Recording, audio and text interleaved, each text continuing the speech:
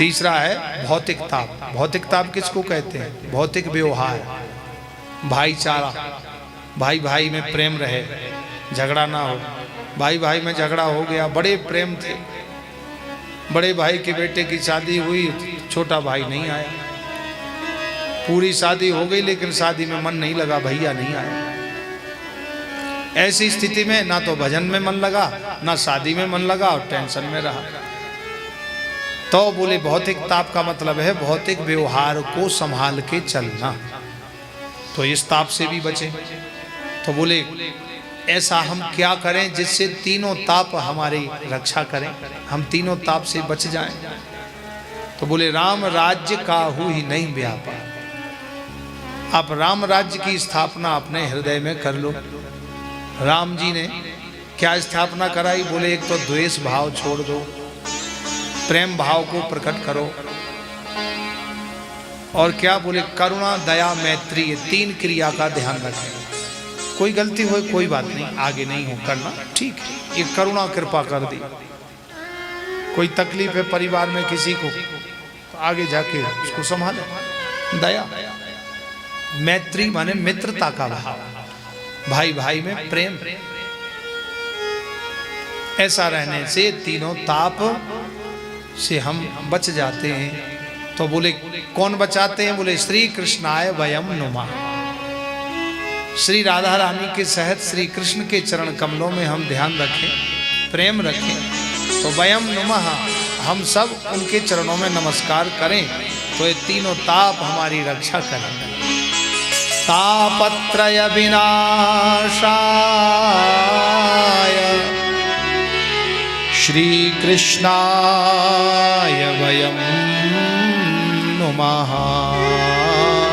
श्री कृष्णाय वयम नुमः। तापत्रय विनाशाय, जो तीनों तापों का विनाश करने में समर्थ हैं, ऐसे भगवान श्री कृष्ण के चरणों में हम प्रणाम करते हैं। तो बोले कैसे? बोले श्री राधा रानी के सहित कृष्ण के चरणों में प्रणाम करते हैं।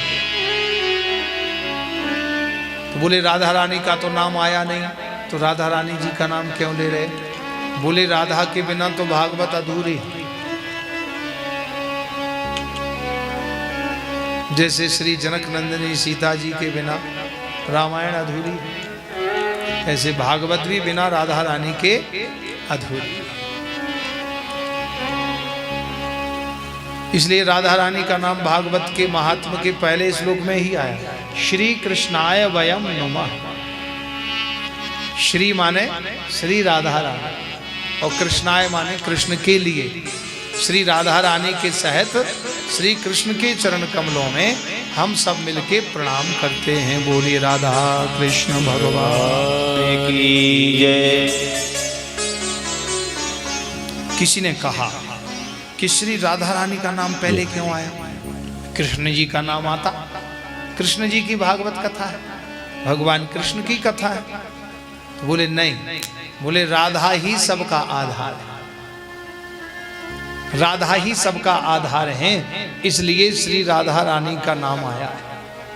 क्योंकि राधा के बिना ये आधार ही नहीं है जीवन में, इसलिए श्री राधा रानी ही सबका आधार है। श्री राधा कैसे? बोले बिना आधार के सृष्टि नहीं चलती। बोले मानव का भी आधार है रोटी कपड़ा और मकान। रोटी खाने को नहीं मिले, कपड़ा पहनने को नहीं मिले और कमरा रहने को नहीं मिले, फिर देखो आनंद। जो गर्म कपड़ा नहीं लाए उनसे पूछो क्या हालत हो रही है। वो कह रहे घर में तो इतने गर्म कपड़े रखे थे, यहाँ हु कर रहे, क्योंकि नीचे तो गर्मी है, यहाँ आए तो देखा कि ठंडी है। तो ये इंसान का, मानव का आधार है, रोटी कपड़ा और मकान। रोटी खाने को चाहिए, नहीं खाओ 2 दिन ना, एक टाइम रोटी नहीं मिले देखो क्या हालत होती, उछल कूद शुरू, अरे रोटी नहीं थी। रहने के लिए मकान ना मिले तो आदमी को फिर महसूस होता है अभी तो ये आधार है, इसलिए रोटी कपड़ा और मकान, इंसान मानव का आधार है। ऐसे संसार पृथ्वी का भी आधार है। पृथ्वी का आधार है जल, और जल का आधार है तेज, और तेज का आधार है वायु। ऐसे एक का आधार एक, एक का आधार एक, एक का आधार एक, आधार आधार आधार आधार आधार आधार आधार आधार राधा रानी की जय। सबका आधार श्री राधा रानी। इसलिए श्री राधा रानी का नाम भागवत में सबसे पहले श्लोक में आया। तू सुमरन कर राधे